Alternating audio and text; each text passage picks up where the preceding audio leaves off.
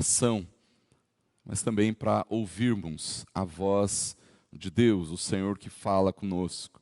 Por isso eu quero te convidar a abrir a sua Bíblia na primeira carta que Paulo escreveu a Timóteo, no capítulo 3. Eu quero ler com os irmãos os versículos 14 a 16. Primeira carta do apóstolo Paulo a Timóteo, no capítulo 3, do versículo 14 ao versículo 16. E você vai notar que a minha voz deve estar um pouquinho diferente, e não é culpa do microfone, mas é porque ela está pedindo pelas férias que começam amanhã.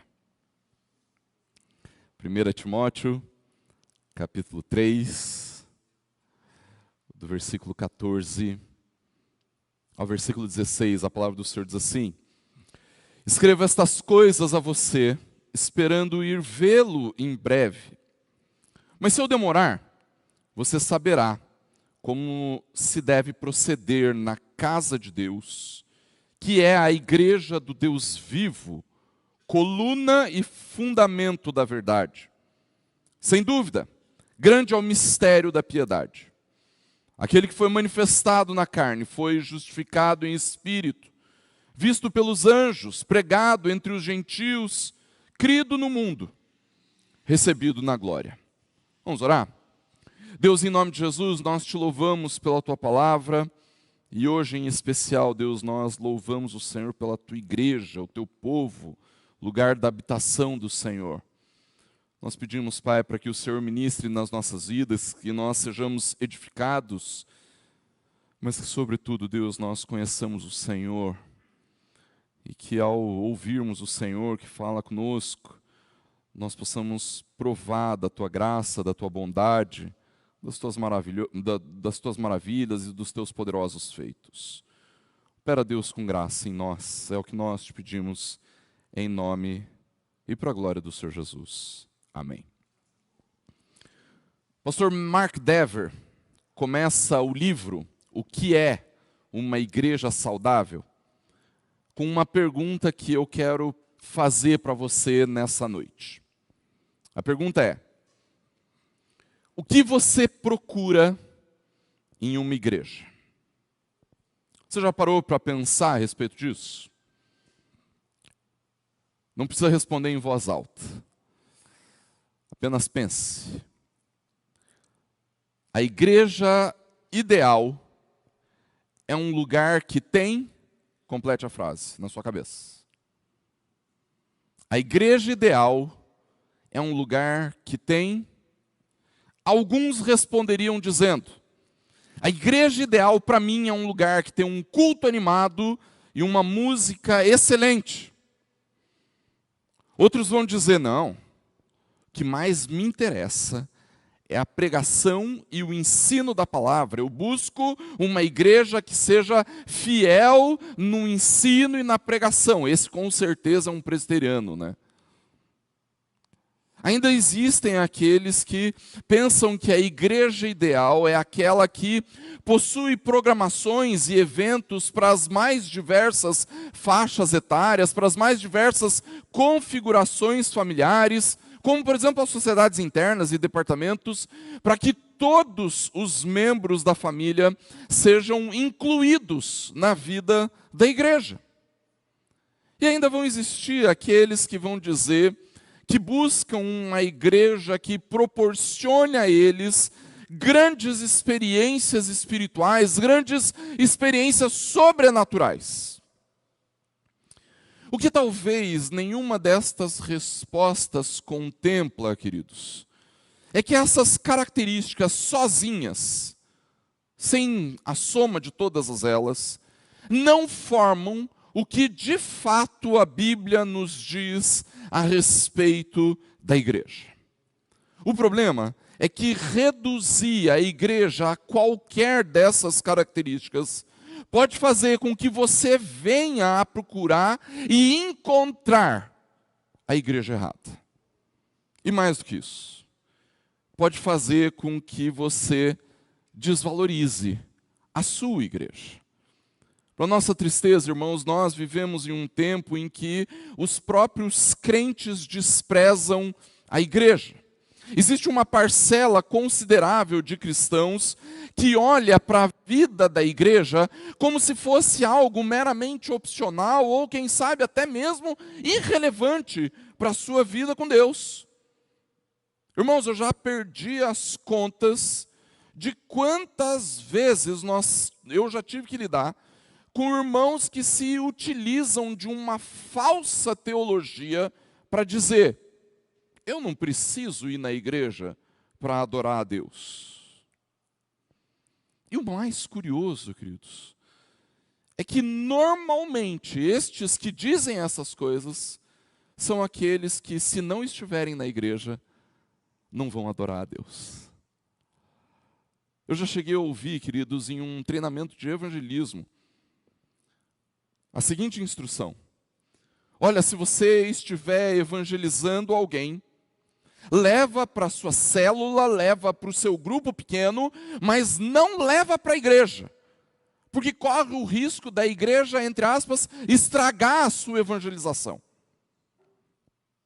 Esse desprezo pela igreja é manifesto de muitas formas, queridos. São aqueles que vêm na igreja esporadicamente, aqueles que não cansam de falar mal da igreja, aqueles que tratam a vida da igreja como algo completamente secundário na sua própria vida. São aqueles que não se interessam pelas coisas que acontecem na vida da igreja. Irmãos, são tantos exemplos que seria impossível listar cada um deles. Acontece, queridos, que a doutrina da igreja é uma das partes mais importantes do ensino das Escrituras. Durante o nosso culto, nós lemos só três textos bíblicos que falam sobre a importância da vida da igreja. E o motivo, queridos, pelo qual a doutrina da igreja, o ensino a respeito da igreja é tão importante no ensino das Escrituras, queridos, é porque a igreja é a parte mais visível da fé cristã. É através da igreja que aqueles que não conhecem a verdade podem ter assim um pequeno vislumbre de quem Deus é. E creia, a vitalidade de toda a igreja está completamente conectada com todos os outros ensinos da palavra e com todas as outras experiências de fé. Se você acha que igreja não tem nada a ver com adoração, então é porque você não sabe o que é uma igreja. Se você acha que a igreja e estar na vida da igreja não tem nada a ver com oração, com devoção, com piedade, com santificação, é porque você não entendeu o que é a igreja. E o motivo pelo qual nós podemos afirmar isso, irmãos, é porque Deus deu ao seu povo o privilégio e a responsabilidade de viver de acordo com a verdade do Evangelho. E mais do que isso, irmãos, o Senhor resolveu manifestar a sua presença na igreja. Por isso, se a igreja é o lugar onde Deus resolveu manifestar a sua presença, então, irmãos, nós devemos amar a igreja. Ao escrever essa carta, queridos, o apóstolo Paulo estava instruindo o jovem pastor Timóteo a respeito de como ele deveria pastorear a igreja de Éfeso e o que Timóteo deveria ensinar àqueles irmãos. Ele expressa isso nos versículos 14 e 15, ao dizer assim: olha, eu quero que você aprenda e ensine os crentes como eles devem proceder na vida como igreja. E durante toda essa carta, irmãos, Paulo deu instruções específicas a respeito da oração, a respeito do culto, a respeito do serviço, a respeito da liderança da igreja. E agora ele diz: é por isso que eu estou escrevendo para você. E o motivo pelo qual ele faz isso, irmãos, é porque Paulo está ensinando Timóteo a respeito da natureza da igreja. o que é a igreja. E é justamente por causa da natureza da igreja, queridos, que nós somos chamados a amar a igreja do Senhor. Mas veja, dizer que nós devemos amar a igreja do Senhor pode soar como alguma coisa bastante, assim, etéreo, pouco palpável, como se não fosse alvo, ou se não tivesse um alvo específico do nosso amor. Dizer que amar a igreja é apenas um princípio básico, vai fazer com que a gente queira amar uma instituição que não existe, ou algo que ainda virá a existir. E eu digo isso, queridos, porque a igreja do Senhor é sim, de fato, muito maior do que a nossa igreja local. A igreja onde nós congregamos. A igreja, irmãos, segundo aquilo que cremos, é a comunidade dos salvos de todos os tempos e de todos os lugares na história da humanidade. Essa igreja, queridos, é a igreja a qual nós viveremos na eternidade, mas que durante a nossa vida, nós só temos condições de desfrutar dela ao vivermos em uma igreja local. É por isso que quando nós somos encorajados ao amor à igreja, nós somos automaticamente encaminhados ao amor à nossa igreja. A igreja em que nós congregamos. No caso, a igreja presbiteriana do Tarumã. Por isso, em primeiro lugar, ame a sua igreja, porque ela é a família de Deus.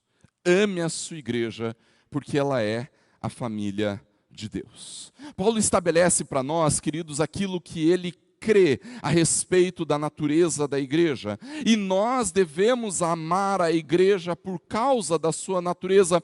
Mas o que é a igreja segundo esse texto que nós acabamos de ler? Nos versículos 14 e 15, Paulo nos diz que ele está escrevendo essas coisas para que Timóteo saiba como os cristãos devem proceder na casa de Deus. Versículo 15. Na casa de Deus. A primeira coisa que Paulo diz é que a igreja é a casa de Deus. E é evidente, queridos, que a palavra casa nesse texto é uma linguagem metafórica para família. Se você voltar nesse mesmo capítulo, no capítulo 3, nos versículos 4 e 12, você vai perceber que o apóstolo Paulo já tinha usado a mesma palavra quando disse que os líderes da igreja, presbíteros e diáconos, precisavam governar bem a sua própria casa. Eles deveriam governar a sua família antes de governarem a casa de Deus. Em outras palavras, irmãos, Paulo está nos dizendo que a igreja é o lugar onde Deus ajunta a sua família, o seu povo. Irmãos, nós nos chamamos de irmãos e irmãs, porque aqueles que creem em Jesus são filhos de Deus. Muitas vezes, eu ouvi o presbítero Ademir, que está sentado lá no fundo hoje, dizendo, o maior título que nós temos na igreja é o título de irmão. Irmãos. E no momento, queridos, que nós nos tornamos filhos de Deus, então o Senhor nos coloca para vivermos em uma família, no seu povo. E isso é importante para nós, irmãos, porque nós temos a tendência de querermos que a igreja seja do nosso jeitão, do nosso jeito. Nós vivemos em um mundo que valoriza tanto a identidade individual, irmãos, que nós acabamos desejando que a igreja seja de tal forma que atenda à nossa necessidade de identificação. Nós queremos que a igreja seja do jeito como eu gosto. Que no fundo a igreja se pareça comigo. Do jeito como eu gostaria que a igreja fosse. E se ela não for do jeito como eu gostaria, então eu vou procurar outra igreja. Mas sejamos honestos, queridos, e seja bastante honesto. Nem a nossa família é do jeito que nós gostaríamos que ela fosse. E mesmo quando nós percebemos que as coisas lá em casa não caminham tão bem como nós gostaríamos, nem por isso nós deixamos de ser família, não é verdade? Às vezes, queridos, agora eu tenho que me segurar nos exemplos, porque agora a Ana fica aqui em cima, né? Ela não desce para o culto infantil, né? Mas às vezes, queridos, quando as crianças começam a exagerar nas reclamações e murmurações a respeito das coisas da casa, da disciplina da casa, do padrão da casa, eu digo para elas assim, puxa, é verdade, né? Que pena, as coisas estão bem ruins aqui em casa, né?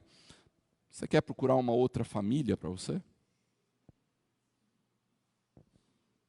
Irmãos, mesmo que a família nem sempre seja do nosso jeito, a gente não deixa de ser família, não é verdade?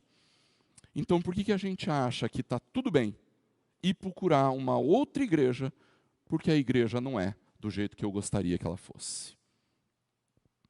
Irmãos, a igreja é a família de Deus, e ela foi estabelecida pelo Senhor.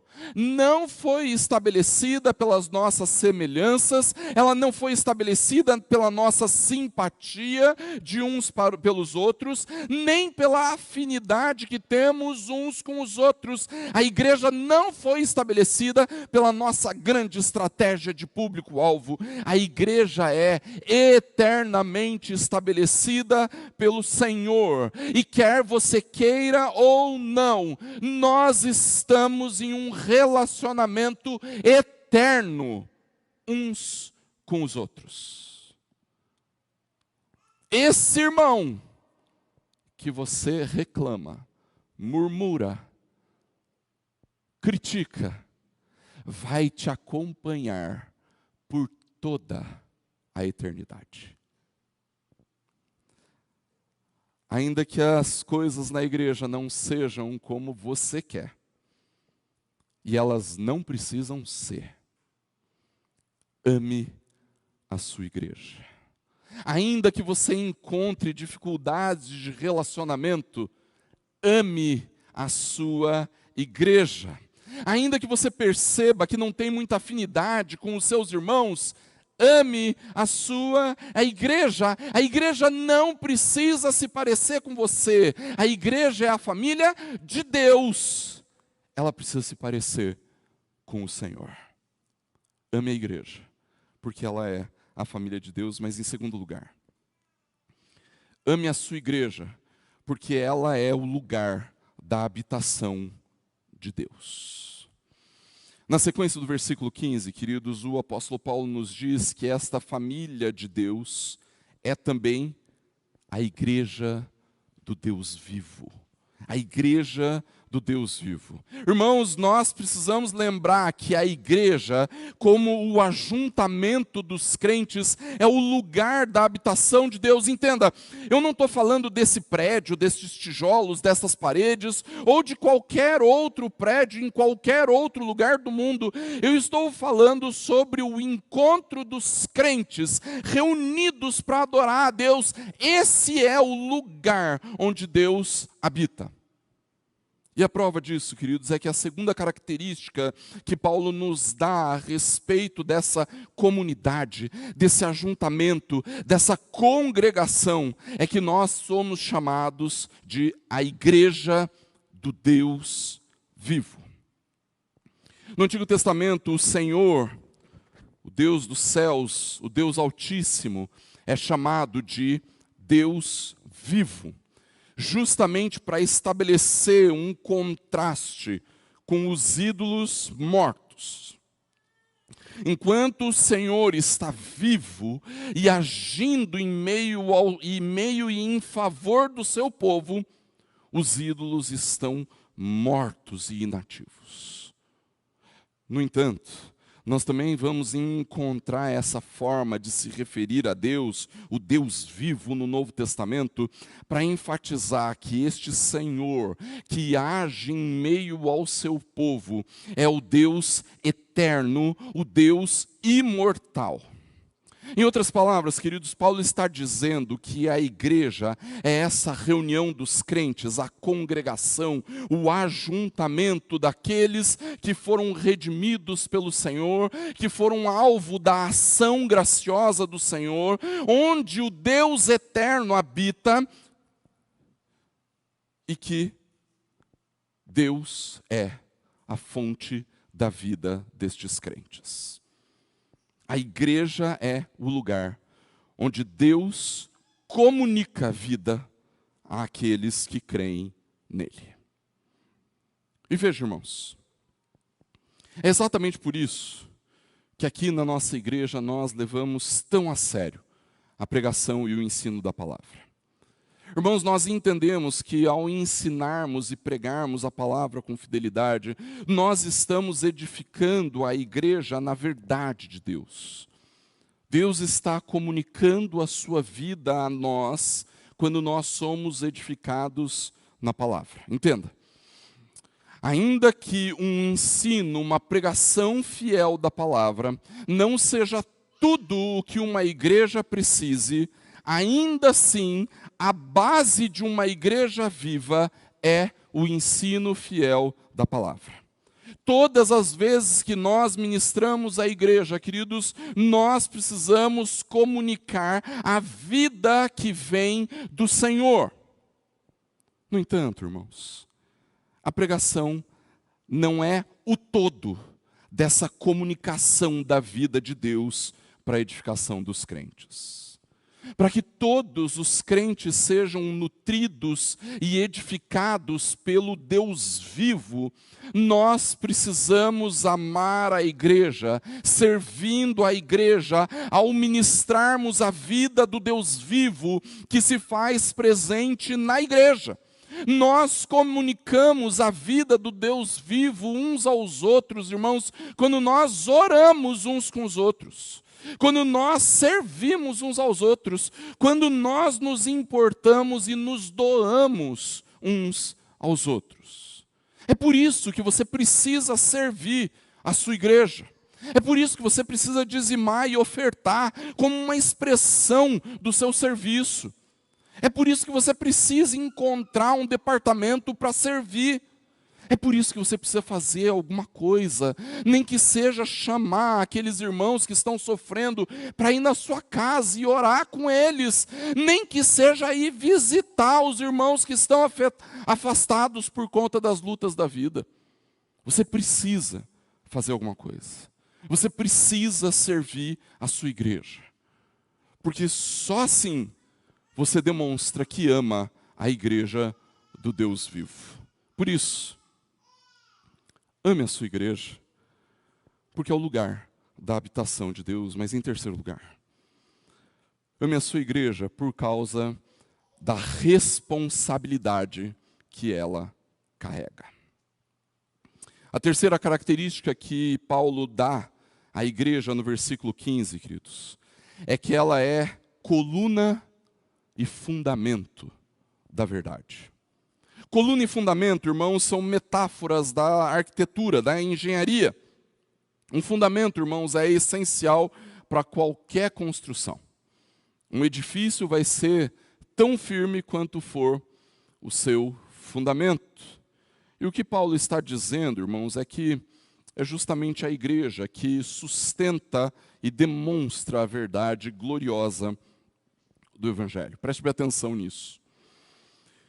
É evidente, queridos, que Deus é a fonte da verdade, não é a igreja. Deus é a fonte da verdade. A verdade vem de Deus. Mas sempre que a igreja é fiel à palavra da verdade de Deus, queridos, ela se mostra como esse fundamento, como essa coluna da verdade de Deus neste mundo.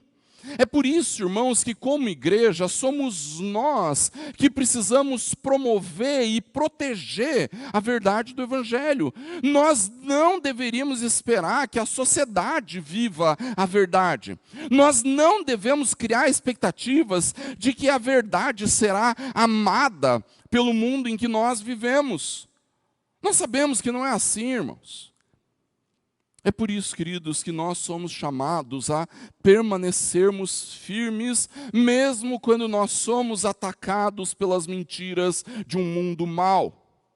Diante disso, cabe a nós, queridos irmãos, vivermos a verdade da palavra, não relativizando a mensagem das Escrituras. Irmãos, nós temos a responsabilidade de sustentar a verdade de Deus onde estivermos, através dos nossos atos e das nossas palavras. Irmãos, nada é mais vergonhoso para a verdade do que crentes que, pressionados pelo seu ambiente de trabalho, pressionados pela universidade, pressionados pela família, acabam negociando princípios fundamentais da palavra. Isso é uma vergonha. Nós precisamos viver a verdade de maneira inegociável, irmãos. A igreja é o fundamento da verdade. Mas não se esqueça, a igreja também é a promotora da verdade. Paulo usa a imagem de uma coluna para expressar isso. Pense naquelas colunas, daquelas construções da Roma antiga. Aquelas colunas tinham o objetivo de levantar a construção. Da mesma forma, queridos, a igreja é coluna da verdade quando ela levanta a verdade de Deus, quando ela exibe a verdade de Deus. Nós temos a responsabilidade de proclamarmos e vivermos a verdade, mesmo que o mundo ame a mentira. Nós temos a responsabilidade de defendermos a verdade, mesmo quando somos atacados pela mentira. Irmãos, nós temos a responsabilidade de vivermos a verdade, mesmo que este mundo esteja algemado à falsidade e ao engano. A igreja é a coluna da verdade. Ame a igreja, porque o Senhor deu à igreja a responsabilidade de promover e proteger a verdade. Mas além disso, em último lugar, ame a sua igreja por causa da piedade que sustenta a igreja. O apóstolo Paulo termina essa sessão, queridos, falando de uma confissão gloriosa, a confissão do Evangelho. Ele diz no versículo 16, aquele que foi manifestado na carne, foi justificado em espírito, contemplado por anjos, pregado entre os gentios, crido no mundo, recebido na glória. É bastante provável, queridos, que esse versículo 16 fosse um cântico entoado pela igreja do Novo Testamento, mas mesmo que não fosse um cântico, certamente Paulo está pronunciando aqui uma confissão da igreja do Novo Testamento, e essa confissão é o Evangelho, queridos. Dá uma olhadinha nesse versículo que ele pode ser resumido em duas partes. As primeiras 3 frases, manifestado na carne, justificado em espírito e visto pelos anjos, são um resumo de quem Jesus é e do que ele fez para nos salvar. Jesus é o Filho de Deus encarnado, que teve o seu sacrifício aceito por causa da sua obediência e que por causa disso subiu aos céus e lá está. As 3 frases finais, pregado entre os gentios, crido no mundo, recebido na glória, são a forma como aquilo que Jesus fez para nos salvar estão relacionadas conosco. A realidade gloriosa de que aquilo que Jesus fez foi proclamado e crido. E por causa disso, aquele que está assentado à direita de Deus Pai Todo-Poderoso, garante que nós também desfrutaremos desta verdade, desta realidade gloriosa dos céus. Em outras palavras, queridos, Esse cântico é um resumo de quem Jesus é, do que Ele fez para nos salvar e de como Jesus mudou a nossa história. É um resumo do Evangelho, irmãos. Agora, perceba que este Evangelho é o que o apóstolo Paulo chama de o grande mistério da piedade. Apesar dos irmãos ouvirem eu falar bastante essa palavra, né, piedade. A piedade, queridos, é uma expressão que é muito pouco utilizada nos nossos dias. Piedade, irmãos, nada mais é do que viver considerando quem Deus é. Quando nós tomamos uma decisão pensando no Senhor, nos importando com aquilo que Ele nos diz, em obediência a Ele, nós podemos dizer que nós estamos tomando uma decisão piedosa. Quando nós edificamos a nossa casa, fazendo com que a nossa família sempre pense no Senhor, sempre reflita no Senhor, nós estamos edificando a nossa casa na piedade. Quando nós vivemos no trabalho da forma como o Senhor nos ordena, considerando a sua existência em temor a Ele, então, irmãos, nós estamos trabalhando de forma piedosa. A piedade, queridos, é viver considerando o Senhor em tudo o que nós fazemos. Piedade, queridos, é a totalidade da existência e da vida cristã. Paulo está dizendo a Timóteo que a base da igreja está na verdade que ela é chamada a sustentar e viver. Ou seja, irmãos, tudo aquilo que nós cremos e fazemos e é o que nós chamamos de piedade. A fé e a prática da igreja são moldadas pela piedade. Em outras palavras, queridos, o que Paulo está dizendo para nós é que a vida piedosa, ou se você preferir, a vida religiosa, tem uma verdade que a sustenta. A verdade do Evangelho que Paulo expressa no versículo 16. Paulo escreveu essa carta a Timóteo para ensinar Timóteo e para nos ensinar como é que nós devemos proceder na igreja. Em toda essa carta, irmãos, Paulo estava ensinando sobre oração, serviço, culto, santidade, liderança. Ele esteve ensinando Timóteo a respeito da piedade, da religião que os crentes são chamados a viver. Acontece, queridos, que essa religião, que essa piedade que a igreja é chamada a viver, nada mais é do que o Evangelho. O motivo pelo qual Paulo conclui essa parte com este cântico, ou com esta confissão sobre a verdade do Evangelho, é porque o Evangelho molda como nós devemos proceder na igreja, na vida, em todos os momentos. É o Evangelho que molda a nossa devoção. É o Evangelho que molda o nosso serviço. É o Evangelho que molda a nossa santidade. É o Evangelho que molda a nossa adoração. É o Evangelho que molda a nossa liderança. A vida da igreja está baseada nesta piedade. A igreja existe por causa do Evangelho. É o Evangelho que sustenta a igreja. E é exatamente por causa do Evangelho, da piedade que sustenta a igreja, que nós devemos amar a igreja. Concluindo, queridos. Irmãos, não existe nada tão glorioso neste mundo quanto a igreja. A igreja é a família de Deus. A igreja é o lugar da habitação de Deus. A igreja é o povo que tem a responsabilidade de proteger e de proclamar a verdade. A igreja é o que é por causa do Evangelho. Mas entenda, isso não quer dizer que a igreja que nós frequentamos seja perfeita. Na verdade, nós bem sabemos que a igreja vai errar com você. A igreja vai te fazer sofrer. A igreja vai te deixar muito frustrado. Mas não se esqueça, você não é melhor que a sua igreja. Nós também erramos com a igreja.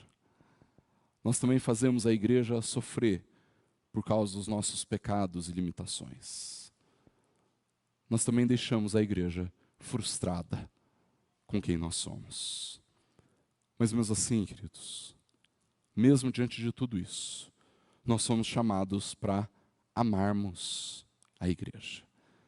E demonstre que você ama a igreja do Senhor, o povo do Senhor, amando a sua igreja. Amem os irmãos que sentam ao lado de vocês. Amem aqueles que sentam longe de vocês. Amem aqueles que sofrem. Amem aqueles que se alegram. Amem aqueles que lutam e os que vencem. Amem os desanimados, os cansados. Amem até mesmo aqueles que dão problema, e a gente sabe que crente dá problema, não é verdade? Amem os líderes da igreja, amem aqueles que servem ao lado de vocês, amem seus pastores, amem os seus presbíteros, os diáconos. Cada líder da sociedade interna, departamento e ministério precisa do seu amor. Ame viver a vida da igreja. Ame estar com outros irmãos. Ame orar com eles e por eles. Ame conversar e compartilhar a palavra com eles. Ame servir seus irmãos. Ame as coisas que acontecem na sua igreja. Ame a igreja. Porque ao demonstrarmos o nosso amor à igreja, queridos, nós estamos demonstrando que amamos o Senhor da igreja. Aquele que nos deu a piedade, o Evangelho, para vivermos. E que assim, ao amarmos a igreja do Senhor, Deus nos abençoe.